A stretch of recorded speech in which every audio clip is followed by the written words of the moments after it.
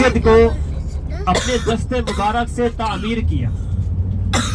ہمارے پیارے آقا نبی کریم صلی اللہ علیہ وآلہ وسلم نے فرمایا جو بھی میرا امتی اس مسجد میں آ کر 2 رکعت نماز نوافل ادا کرے گا اسے اللہ پاک مقبول عمرے کے برابر ثواب عطا فرمائے گا.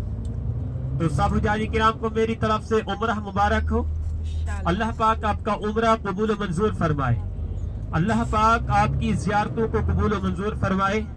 اللہ پاک آپ کو بار بار آنے کی توفیق عطا فرمائے. روضہ رسول کی زیارت کرنے کی توفیق عطا فرمائے. صبح میں آپ کو تو شاعر سنا رہا تھا کہ یہاں پر جو آتا ہے نا صرف نصیب والا آتا ہے. یہاں پر جو آتا ہے نا صرف نصیب والا آتا ہے, شکل صورت والا نہیں آتا, پیسے والا نہیں آتا. یہاں پر آتا ہے تو صرف نصیب والا آتا ہے. جن کو ہمارے سرکار بلاتے ہیں وہی آتے ہیں. جسے چاہا در پہ بلا لیا, جسے چاہا اپنا بنا لیا, ہے بڑے کرم کے فیصلے, بڑے نصیب کی بات ہے. بڑے خوش نصیب لوگ آپ کہ مدینہ منورہ کی گلیوں میں گھوم رہے ہو, مکہ مکرمہ میں عمرہ کیا ہے, کعبے کا طواف کیا ہے. بہت بڑے خوش نصیب لوگ ہو. آپ کے انڈیا میں اور ہمارے پاکستان میں بہت سے بڑے پیسے والے لوگ ہیں, ارباں کھرباں لوگ ہیں. اگر ارباں کھرباں لوگ ہیں, اگر جن کی حاضری قبول نہیں ہوتی وہ یہاں پر نہیں آ سکتا. جن کی حاضری قبول ہو جاتی ہے وہ تازی دہاڑی لگانے والا مزدور آدمی بھی مسجد نبی شریف میں آگے آگے والی صفوں میں کھڑا ہوتا ہے. مکہ مکرمہ میں کعبے کا طواف کر رہا ہوتا ہے. تو اللہ پاک سے دعا ہے کہ اللہ پاک آپ کی زیارتوں کو قبول و منظور فرمائے. ہماری جو اگلی زیارت ہے وہ ہے غزوہ خندق. غزوہ خندق جہاں پر اسلام کی تیسری بڑی جنگ لڑی گئی تھی. اس جگہ کے 4 تو 5 نام ہیں. غزوہ خندق, غزوہ احزاب, میدان فتح, سوا مساجد, جبل سلا. جبل عربی زبان کا لفظ ہے. جبل پہاڑ کو کہتے ہیں, سلا لمبے سجدے والا پہاڑ. غزوہ احزاب, سورۃ الاحزاب قرآن مجید میں ہے. اس جنگ کا پورا واقعہ سورۃ الاحزاب میں موجود ہے. میدان فتح, وہ جنگ ہم بغیر کسی نقصان کے جیت گئے. غزوہ خندق, خندق کھڈے کو کہتے ہیں, گڑھے کو کہتے ہیں. غزوہ اس کو بولتے ہیں جس جنگ میں جس جگہ پر ہمارے پیارے آقا نبی کریم صلی اللہ علیہ وآلہ وسلم موجود ہو, غزوہ اس کو بولتی ہے. جب کفار نے جنگ کا اعلان کیا, ہمارے پیارے آقا نبی کریم صلی اللہ علیہ وآلہ وسلم نے اپنے صحابہ کرام کو اکٹھا کیا. تو صحابہ کرام سے مشورہ لیا. ہر صحابی نے اپنا اپنا مشورہ دیا. حضرت ابو بکر صدیق رضی اللہ تعالی عنہ نے اپنا مشورہ دیا. حضرت عثمان غنی رضی اللہ تعالی عنہ نے اپنا مشورہ دیا. حضرت علی المرتضی رضی اللہ تعالی عنہ نے اپنا مشورہ دیا. حضرت عمر فاروق رضی اللہ تعالی عنہ نے اپنا مشورہ دیا. حضرت سلمان فارسی رضی اللہ تعالی عنہ نے اپنا مشورہ دیا. حضرت سلمان فارسی رضی اللہ تعالی عنہ کے تقریباً 200 سال عمر تھی. تقریباً 200 سال عمر تھی. حضرت سلمان فارسی رضی اللہ تعالی عنہ نے عرض کی, یا رسول اللہ, پہلے جو جنگیں لڑی جاتی تھی خندق کھود کے لڑی جاتی تھی, یہاں پر ایک خندق کھودی جائے. یہ بات, یہ مشورہ ہمارے پیارے آقا نبی کریم صلی اللہ علیہ وآلہ وسلم کو پسند آیا. حتیٰ کہ ہمارے پیارے آقا نبی کریم صلی اللہ علیہ وآلہ وسلم نے اپنے دستے مبارک سے خندق بھی کھودی. خندق کو 10 حصوں میں تقسیم کیا گیا. 40 فٹ ایک آدمی پائی. 3.5 کلومیٹر لمبی خندق کھودی گئی.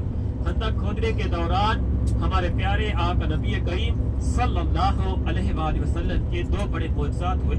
بیٹھیے. ویسے تو بہت سے معجزات ہیں. اگر چاند کو اشارہ کریں تو چاند بھی 2 ٹکڑے ہو جاتے ہیں. چاند کو اشارہ کریں تو چاند بھی 2 ٹکڑے ہو جاتا ہے.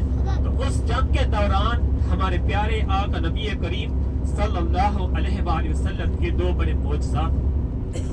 پہلا معجزہ یہ ہوا جب خندق کھود رہے تھے تو ایک صحابی کے پاس ایک بڑی سی چٹان آ گئی، بڑا سا پتھر آ گیا، وہ ہٹ نہیں ہے۔ وہ صحابی ہمارے پیارے آقا نبی کریم صلی اللہ علیہ وآلہ وسلم کی خدمت میں حاضر ہوئے، عرض کی یا رسول اللہ میرے آگے ایک بڑی سی چٹان آ گئی ہے، بڑا سا پتھر آ گیا ہے، وہ ہٹ نہیں رہا۔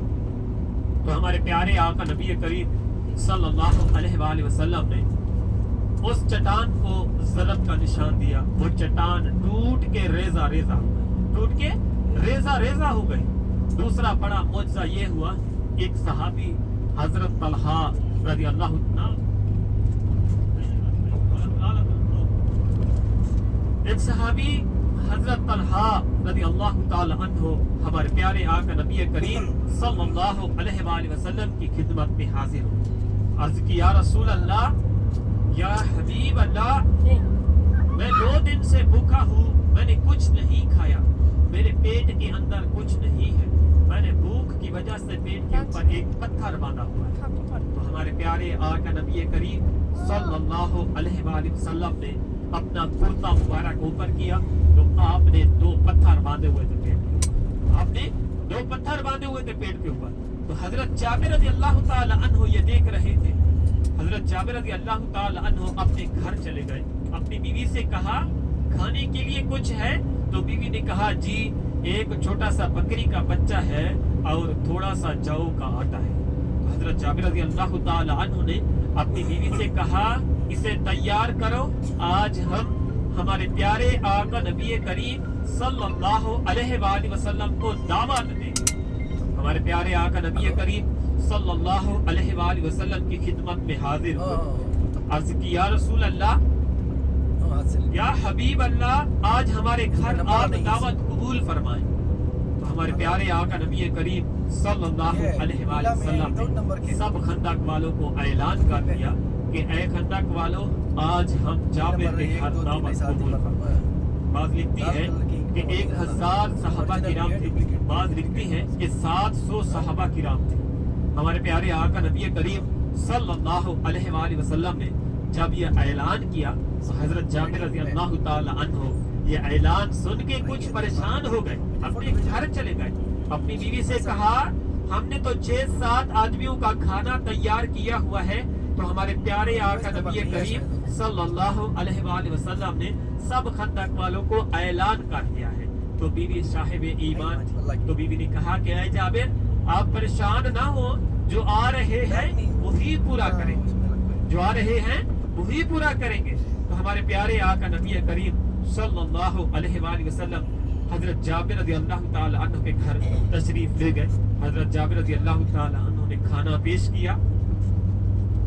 واحد دقیقہ ہے نا وقت گیا تھا کتاب